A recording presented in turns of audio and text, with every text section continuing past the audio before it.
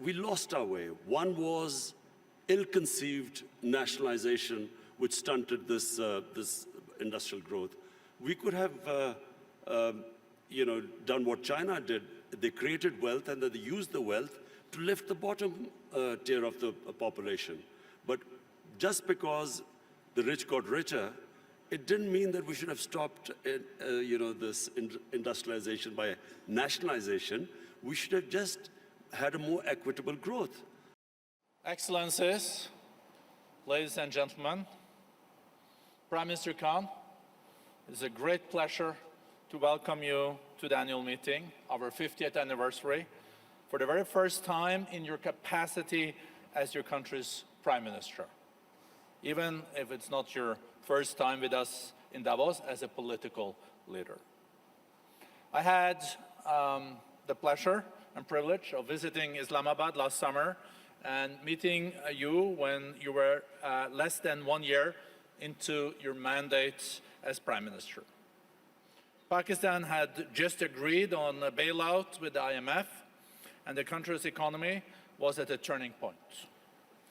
Despite spiraling challenges on the economic and geopolitical front, you maintained the vision you had outlined in your successful election campaign, a new Pakistan with an economy, institutions, and leadership that work for all of the country. Today, 6 months later, I believe you have a powerful story to tell the world, one in which a country in crisis has been able to pursue one of the most ambitious programs of social, economic, and institutional transformation I have witnessed. Instead of using the economic crisis to justify cutbacks, you used it to change the way the state collects taxes, the way it shelters its poor and invests in its youth and the environment, and to set new standards of integrity in public lives. Pakistan's ability to emerge from hardships stronger than before is the testament to the remarkable resilience of its peoples. Based on this, it is my great honor, Mr. Prime Minister, to welcome you here to the lectern. Thank you.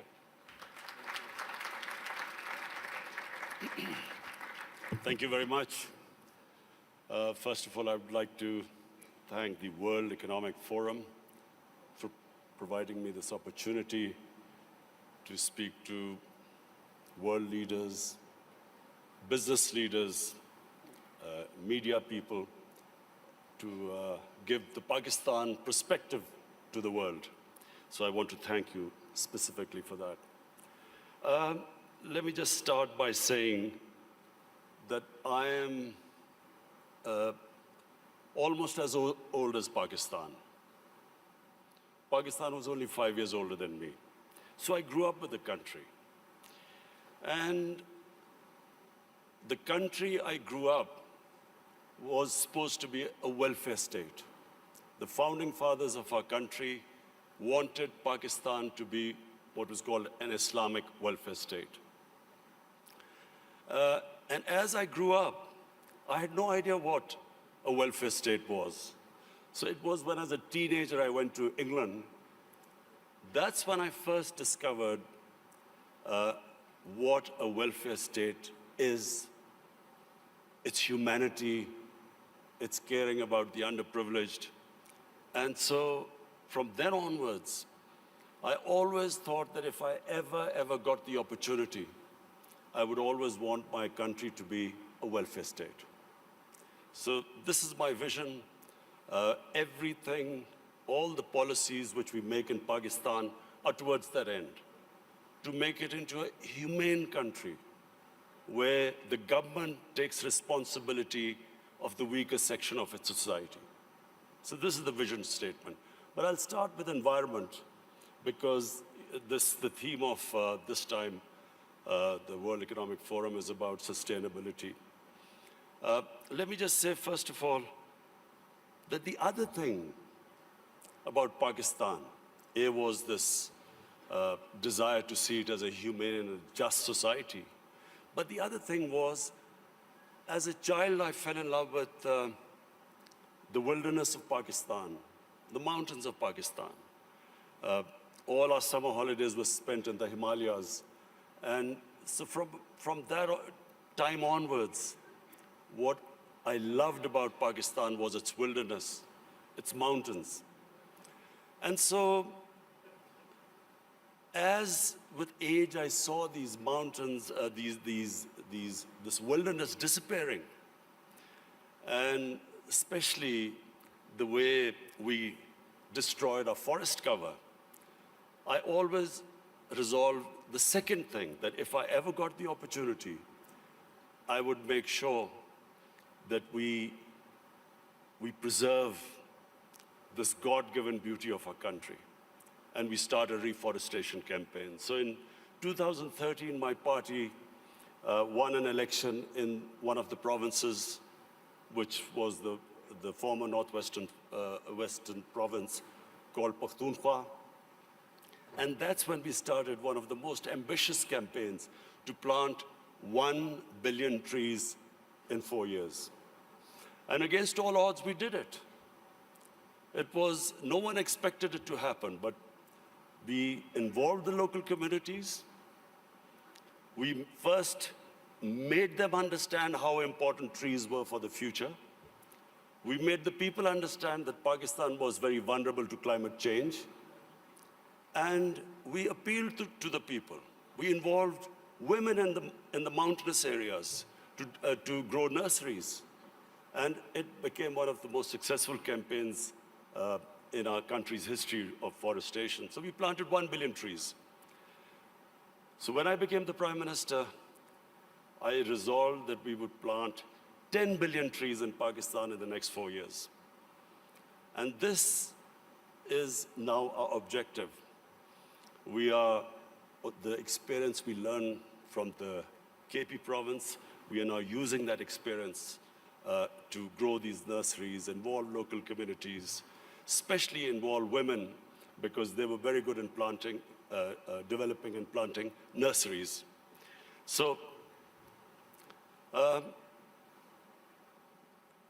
why is it important for us to grow trees? For 2 reasons. One, as I mentioned, that Pakistan is vulnerable to global warming. Secondly, in our cities, pollution has become a silent killer. So unfortunately, there was no plan before, and our cities got very polluted, specifically Lahore, which had the pollution levels like Delhi in India, rose high because for some reason, our planners removed 70% of the tree cover of Lahore in the last 10 years. Apart from the environmental aspect now, the third thing I realized, that you cannot make your economy grow unless and until there is peace and stability. Pakistan in the 80s became part of what was the Afghan Jihad. Pakistan became allied with the US to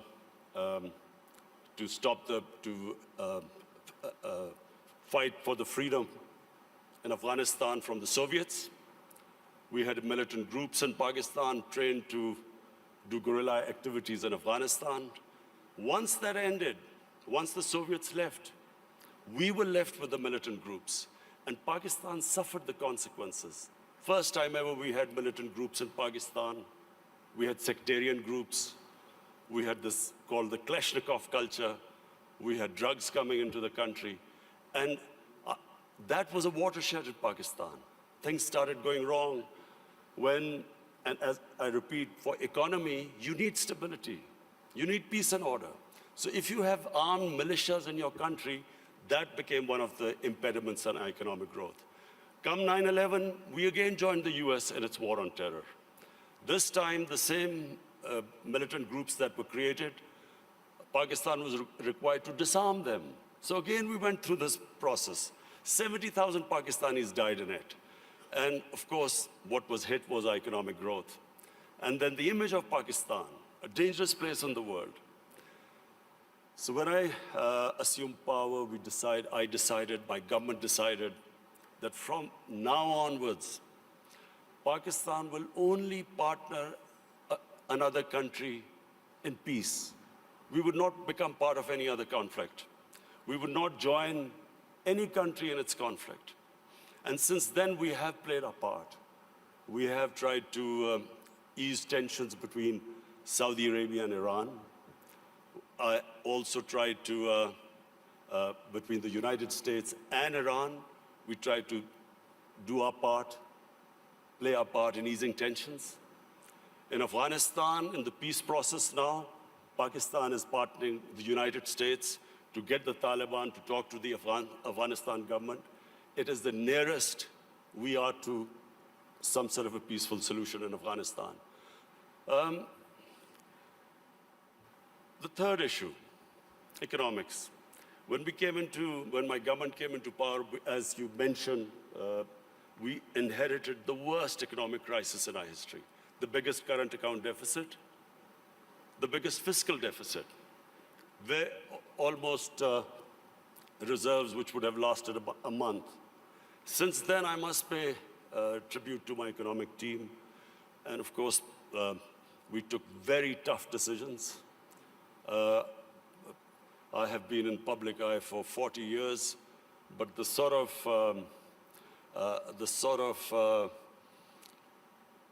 public attitude I have to face in the last 1 year, I've never faced in my life because of all these tough economic decisions we've taken. People are hurting.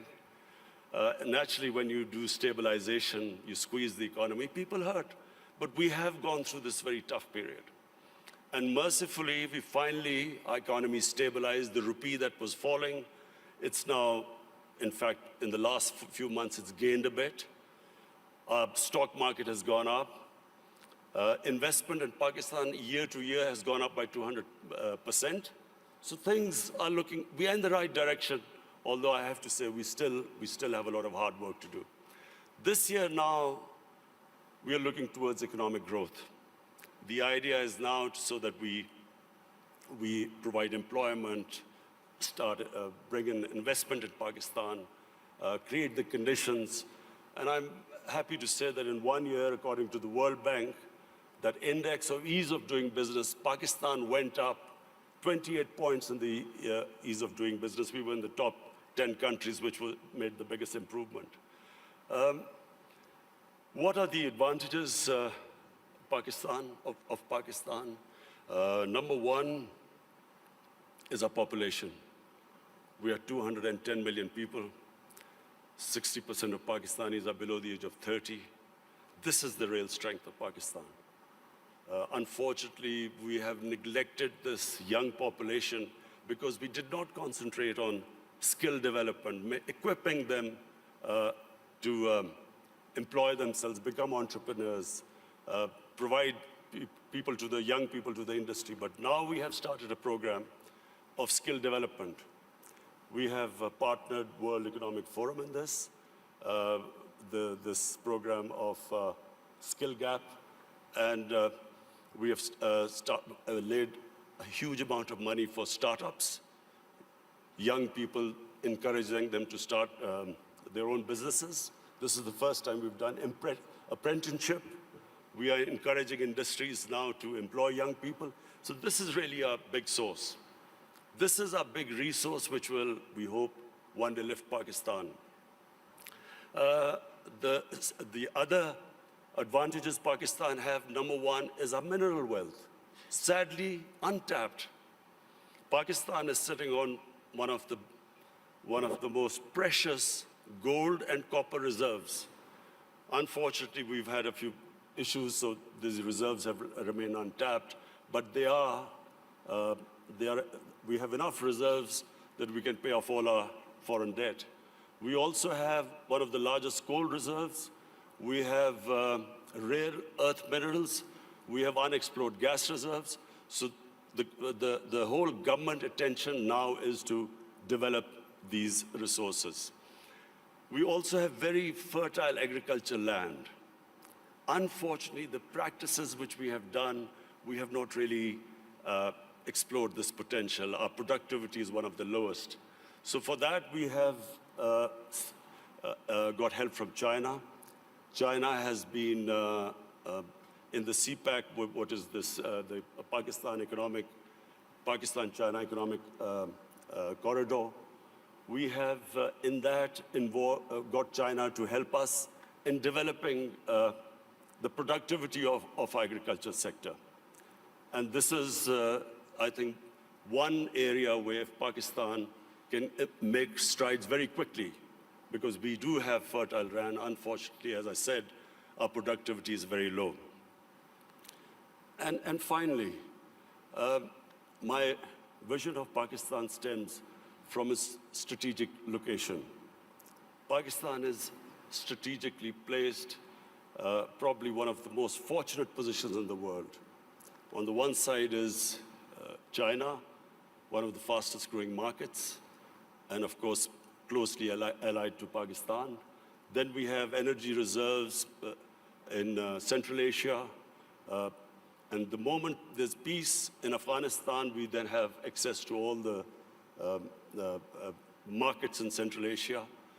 Then we have Iran, and hopefully, if things settle down, Iran also, the more we trade with Iran, both countries will benefit. The biggest neighbor, second biggest neighbor is India. Unfortunately and sadly, the situation between India and Pakistan is not what it should have been. There are various reasons, and I won't go into it right now. This is not the right forum. But the moment Pakistan and Indian relationship becomes normal, trade starts between the two countries, then one can imagine the location, the strategic location of Pakistan with China on one side, India on one side, and then countries with excess energy on the western side. I am someone who believes that in Pakistan, the moment we get our governance right, that is the real issue. Sadly, our governance, in the past 30 years, the way our governance deteriorated, that was one of the biggest reasons that we have not been able to fulfill our potential as a country. The country has tremendous resources, young population, strategic located. From now on, my government's biggest challenge now is how we can improve our state institutions, so we can improve our governance, so we can tap our potential. Thank you.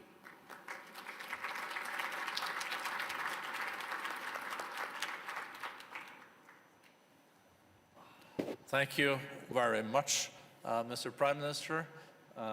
Thank you for sharing results and vision for your country. Also very impressive, without any manuscripts, so eloquent, laying out your visions. Last year, foreign direct investments to Pakistan increased with 70%. I guess this is also related to the fact that you alluded to in your speech that the security situation is much better. I think also the energy supply is much more predictable.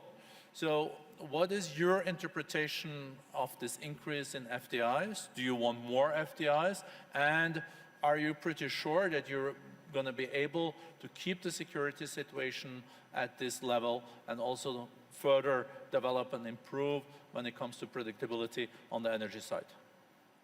Well, you know, in 2019 was the safest year in Pakistan since 9/11. And when Pakistan participated in the US war on terror, the security situation deteriorated. And for a time, you know, there were bomb blasts going on, and there was no question of foreign investment coming in. There were foreign advisories from various countries. So we had a real dip in foreign, as understandable if you have a security situation that bad. So 2019 was the most, the safest year after 9/11. And that was reflected in our tourism. And between 2018 and 19, our tourism doubled in 1 year. And really, this is the great potential of Pakistan in tourism, which is untapped completely. Because Pakistan has historical tourism. It has that 5,000-year-old Indus Valley civilization, the Mohenjo-daro civilization, which is one of the oldest. Then it has religious tourism. It has some of the most sacred sites for Hinduism, Sikhism, Sufism, and then Buddhism. There's some, the center of Buddhist civilization was the Gandhara, which is north of Pakistan. So we have religious tourism. And then the mountain tourism in Pakistan, almost half the peaks, over 24,000 feet, are in Pakistan. So it is untouched as yet, and our concentration for providing jobs to people and improving the growth rate is now on tourism. In fact, without us doing anything, tourism has doubled, and people are finding it difficult to have hotels or places to stay. So we are now inviting tourism investment in tourist resorts. So maybe I'm at least one of the few Norwegians that have visited up in the Swat Valley. It's beautiful, and you also have beautiful other places. I think Swat Valley used to be the honeymoon place, even in Pakistan. Is it now also, you see tourism also in these areas where the Pakistani Taliban used to run, and you're not concerned that Pakistani Talibans can come back, and you're pretty sure that this is on safe footing? You see, in Pakistan now, virtually there's no terrorism in Pakistan, and I have to pay tribute to our security forces. They did such a brilliant job, and it was for a while, we went through a really difficult period, but thanks to them, there is hardly any terrorism. I mean, you have the odd problem, but that you have anywhere in the world. Problem now is we need peace in Afghanistan and stability. Whatever terrorism now comes into Pakistan every now and then is from Afghanistan. And that's why this peace process in Afghanistan is very important. The quicker Afghanistan settles this peace and stability, it's not just only good for Pakistan from the terrorism point of view, but also the connectivity to Central Asia, and which will benefit both Afghanistan and Pakistan. Are you, Mr. Prime Minister, optimistic that there can be a deal between Taliban and the government in Kabul? Americans are very much involved in this. You're also contributing. Is it possible this year? And do you think Taliban will also engage in a deal that will respect the rights of girls' education, women, and those areas where there have been progress in Afghanistan? Well, the first thing is that there has to be peace. And that can only happen if Taliban and the Afghan government, they sit together and there's a political settlement. That has to be the first step. Just my view, I do not think that, the saying that you only cross the river once. What was in 2001 is not going to be now the case if and when Taliban and the Afghan government come together, because so much has happened since then. So I think it would be a completely different scenario. But the most important thing right now, and it's not going to be easy, but it is the only option, that the Taliban and the Afghan government sit together. Whenever that happens, it will have turbulence, but it is the only way forward. There is not, and there never was, a military solution in Afghanistan. Mr. Prime Minister, as you also alluded to and mentioned, you have also initiated initiatives to have Saudis and Iranians de-escalating and trying to establish dialogues. You are able, as a nation, to have pretty good relations, both Iran, Saudi Arabia, UAE, and other Gulf states. If you look at the escalation that we have seen lately, some people even talk about this Middle East being at an inflection point. and there is no way back, and there are those that are more optimistic that there will be a de-escalation.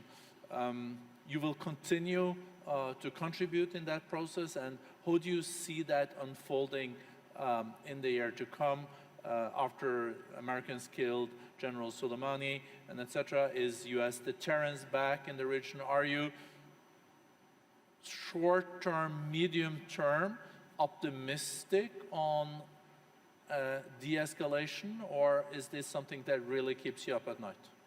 Look, let me just, first of all, make a statement.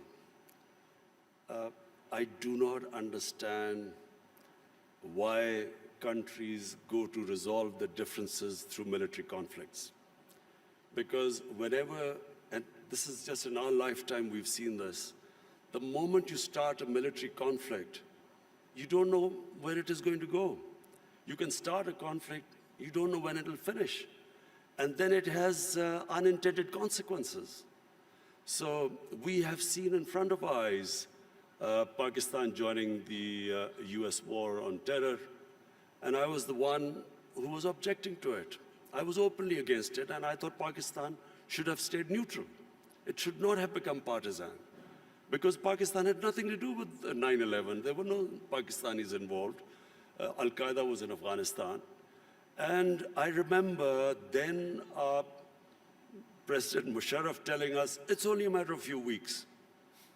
So 70,000 people dead later, 10 years later, over $100 billion lost to the economy later, finally we realized we had made a mistake. And the US in Afghanistan, 18, 19 years of this war and $1 trillion down the drain. So I do not think this is a way to resolve issues. And the worst thing that could happen is if there's a conflict between Iran and the US and its allies, it'll be a disaster. It'll be a disaster for us, Pakistan, it'll be a disaster. It'll be a disaster for the developing world because the oil prices will shoot up. Already we are trying to barely manage our budgets and our current account situation. Suddenly everything will be offset. It'll cause poverty in the world. And God knows how long it will go on. So, we in Pakistan pray that this does not happen. We have tried our best. We've already talked to Saudi Arabia, Iran, the United States. I spoke to President Trump yesterday, and I told him that this would be a disaster for us if this war starts. Did he agree? He didn't say anything. You can share with us. It stay in this room. No, I'm serious. He didn't say anything.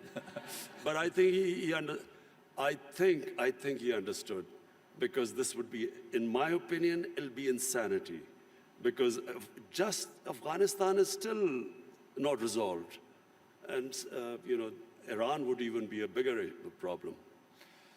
Mr. Prime Minister, you also underlined, coming back to the more domestic opportunities and challenges in your country, this accelerator that we have agreed on skills and upskilling and reskilling between the World Economic Forum and Pakistan. I think there is a huge potential. I think the youth bulge, the youth of Pakistan is a huge opportunity.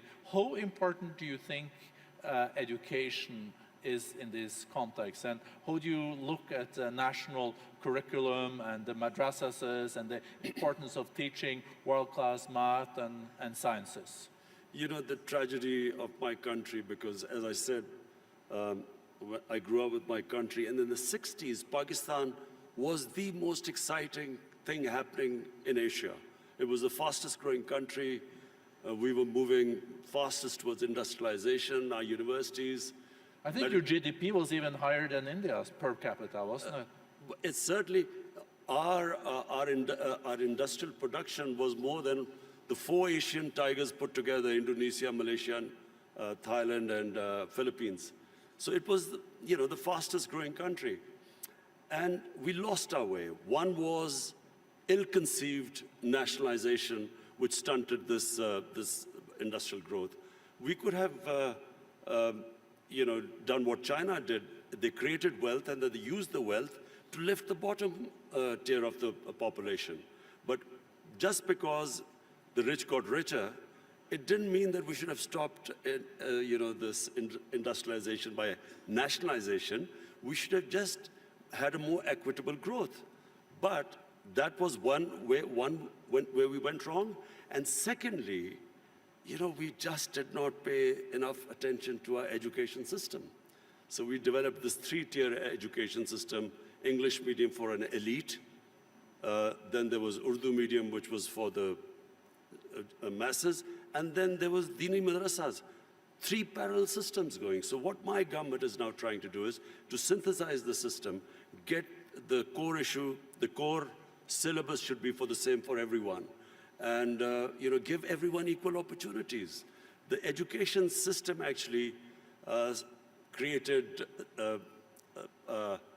the differences, economic differences between people, because people could not go on to the higher class because they were not equipped by the education system. So this is what we are trying to do: change the flaws of education system by synthesizing it. Thank you very much, Prime Minister. I see the time is out. I would have liked to continue this conversation. I think we're all very impressed with the reform agenda. We're seeing economic growth is being back. We see that foreign direct investments are there. So thank you for sharing this with the community. Well, economic growth is still coming, hopefully this year. The economy is stabilized. The growth is the second thing. As I said, I've never been insulted so much. Not insulted is not the word, but lacerated by the media, the way the media has attacked me because of the stabilization program. But this now, 2020, is the year we want to lift our growth rate and provide jobs to our young people. And I think you can also rely on the Davos community when it comes to supporting your agenda for reforms in your country, so you get back growth and a more inclusive growth. Thank you so much, Mr. Prime. Thank you.